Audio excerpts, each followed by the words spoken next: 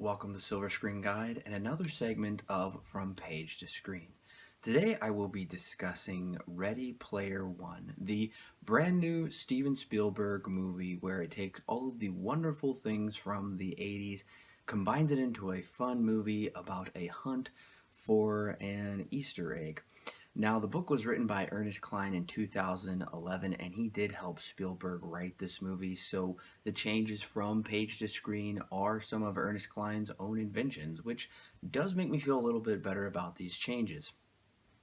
So let's just jump right in. I noticed 16 things different from page to screen, and I gotta warn you before we go any further, there will be spoilers concerning the book, which I actually just finished reading this morning, and spoilers for the movie, which I saw earlier this afternoon, actually.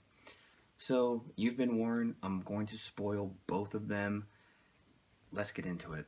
Alright, so the first major thing that is different about the movie is the gates and challenges. In the movie, there are no gates. There are only challenges, and they're pretty much completely different, except they did preserve the last one.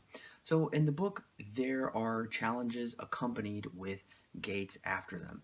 Now, the first one is the Tomb of Horrors located on the school planet Ludus. The main character Parzival is not able to travel in the Oasis, whereas he is able to freely travel anywhere he wants in the movie.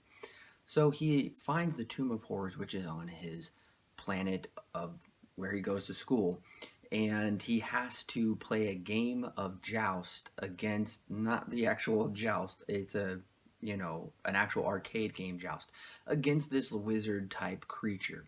And once he does that, he gets the copper key, which leads him to Halliday's home planet, where it's a literal recreation of his hometown. He has to go to Halliday's bedroom and play the game Dungeons of Daggerath. Once he puts that in there, a gate is opened up, and once he goes into the gate, he becomes Matthew Broderick from the movie War Games, and he has to recite the words and actions by heart on the fly during the game in order to pass that. So that's the first one. And then for the second one, he has to play the text adventure game Zork, except it has been made into real life. And once he clears that level, he has to go to the Tyrell Corporation from the movie Blade Runner. He opens up the Voight Comp test, and that sucks him into the second gate, which takes him to an abandoned bowling alley, where he has to play a game of Black Dragon, and that becomes a first-person style game. It was originally a side-scrolling game. And once he is finished with that, he figures out the way to the third challenge fairly easily because of his knowledge of the band Rush, which is one of Halliday's favorites. And I should note, you see the Rush posters, you see the 2112 posters, H has it, and there is some on the bedroom walls in the end of the movie. Those lines help him discover where the third gate is. And the third gate is only unlocked by, and it takes place in Anarax Castle just like in the movie, but it's only unlocked with the help of Parzival and Shoto, who is played just called Sho in the movie. They have to recite a lyric from the old cartoon Schoolhouse Rock. That opens the door, but only Parzival gets to go in, and it is the game Tempest. He has to beat Halliday's high score. But then after that, he is transported to the movie Monty Python and the Holy Grail, whereas like with War Games, he must complete this movie in first-person mode. And then he is transported to Halliday's office, where there are computers and video game consoles, every single one, all of time, starting at the beginning. And he unlocks these consoles using Kira's, not Akira, Kira, who is Ogden Morrow's late wife. The two were friends. He uses her name, and that allows him to go to one of the very first machines where he plays Adventure, and he finds the Easter egg hidden within the game Adventure. Voila, he gets the Easter egg and wins the game. Now, the movie changes all of this pretty much except for the very end. In the movie, he says some Gunter found where the first challenge was, which really took me by surprise because Parzival and Artemis technically is the first one to figure out where the first one is at. But it's basically just a race, a big, massive race that anybody is a part of, whereas this is something in the book you really have to have a lot of skill to figure out, and this seems a lot more accessible and easier to people, which I think makes sense because the book is very solo based. It's all from the point of Wade's perspective, but the movie brings in these characters a lot more, which creates a lot more excitement and a lot more camaraderie among everyone. So it's just a race, you trying to evade King Kong and Jurassic Park dinosaurs and everything. It's a lot of fun. It's a blast. I thought it was a great way to just jump the audience right in, and it was fairly exciting. I really enjoyed it. And I should note before I go any further, the video that Halliday sends out on the day that he dies is totally different from the book. The book has him in his favorite 80s movies as a kid. I was really looking forward to seeing that adapted to the screen, but sadly, it's a really quick thing. It makes sense for timing and pacing purposes. I was a little disappointed we didn't get that. But moving on to the second challenge, it is in the Overlook Hotel from The Shining. It has been completely recreated. A couple key scenes from that movie have been. It's a lot of fun. I was really surprised to see The Shining. I wasn't expecting that at all, but it was a blast, and it was a great idea because it really worked how they fit and wove it in with the movie. Now, as for the third gate, or third challenge, I should say, in the movie, it's pretty much the same thing. It's at Anorak's castle. There is a huge battle. They do go in, minus Schoolhouse Rock. It is still the video game adventure, so it does keep the heart of it, and I was pleased to see that. The other thing that I was really pleased to see is the character of Artemis is much more fleshed out in the movie, whereas in the book, we don't really get much about her at all, and that's kind of disappointing, but I do feel their relationship works for the book and the movie.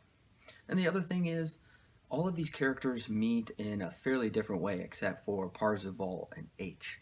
They're like, oh, there's our friends Daito and Sho. No, those were just two Gunters that they met because they were the ones, the fourth and fifth ones, to find the first gate and clue to clear them. That's how they met in the book. Whereas in the movie, it's an immediate connection. It makes sense why they did that. And Parzival and Artemis meet really fast. Yes, technically they do both meet in the first challenge in the book and the movie, but their relationship goes really quickly in this. But it makes sense because you got to get the audience moving along, whereas the events of the book take place over a year at least. Also, Wade is not from Columbus, Ohio, like in the movie. In the book, he's from Oklahoma City area, and he moves to Columbus once the stack that he was living in is blown up.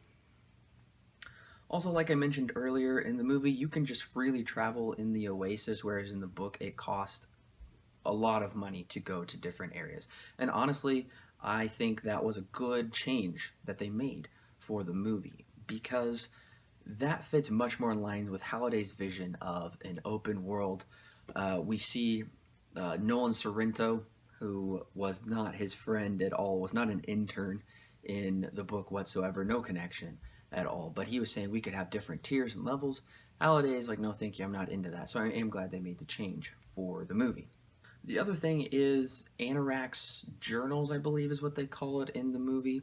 Well, in the book, it's Anorak's Almanac, which is released on the day of his death, and then each Gunter compiles their own list as they mine through it, almost like taking verses from a Bible and studying it, if that makes sense.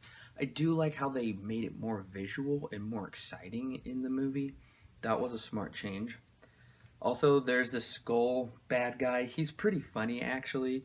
I enjoyed that. He looks pretty scary, but that was a good idea to introduce another antagonist because the book is kind of light on antagonists. It's mostly just the Sixers and Sorrento, which are somewhat of a threat, but not terribly menacing. This menacing skull character added some more lightheartedness, but he was also this constant adversary they seem to have to contend with. I liked his addition into the movie. Also, I should say, Wade doesn't care for his aunt at all in the book. In the movie, he seems to care for her as he is running to warn her of the impending explosion. Well, in the book, yeah, she dies. No love lost. He moves on with his life. Also, they made Shoto a kid, whereas in the book he was an adult. And also, Daito died in the book. The IOI Corporation came into his house, ripped him out of his suit, and threw him out of a window. And that is used later on to get them in big trouble with the authorities. I'm glad they left that out of the movie. It wouldn't have worked very well, it would have made it much darker. Another major difference is Wade is purposely apprehended by IOI in the book so he can infiltrate and hack their systems, gaining knowledge to help them defeat them in the end. Whereas in the movie, it's Artemis who sacrifices herself for Wade, and she is in the system for, I don't know. It works, but I was kind of disappointed because I love how Wade infiltrated them, and it's pretty dangerous because he could have been giving up his life forever, possibly. Also, if you've seen any posters or promotional material, the Iron Giant is all over the place. He's a beloved classic character. In the book, he is mentioned in passing, but in the movie, he plays a much more significant role. H takes control of the Iron Giant in the final battle. I really loved that edition. I thought it was really exciting, and I really enjoyed it. So Wade does have an extra life that he uses to be able to clear the final level in the book and the movie, but the way he gets it is different in each.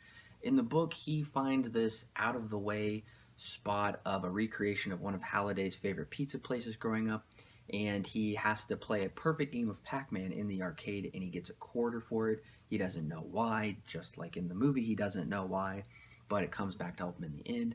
Whereas in the movie, the curator of Halliday's journals gives him the quarter just for knowing some piece of knowledge that I kind of felt he earned it a lot easier in the movie, but it makes sense why the connection was made. And that's the next thing that I'm going to say. The next major difference is the use of Ogden Morrow's character. In the book, he's just kind of scattered throughout with mentionings, but in the movie, we don't really get much of him at all except in some flashbacks, and I was a little disappointed at first when we were getting close to the end, but thankfully it was really cool. He turned out to be the curator of the Halliday's journals. I thought that worked. In the book, he was just this wizard who held a weird disco party at the Distracted Globe, but he didn't really do much else outside of that except give them a place to stay and safety and use super great equipment while being in the Oasis to fight in the end. But I really liked how he was the curator. It does show, I think it shows their connection much greater than it did in the book. They still were left on a very distant connection, whereas this was a great connection, and it makes sense why he gave him the coin, because he was saying, no, that's not the only time he mentions Kira in all of his journals, and Ogden stands corrected because that is about his wife. Hence, he gives Wade a special bonus for knowing that piece of information. And the final difference that I noticed from page to screen is that once Parzival Wade wins the game, he doesn't become Anorak.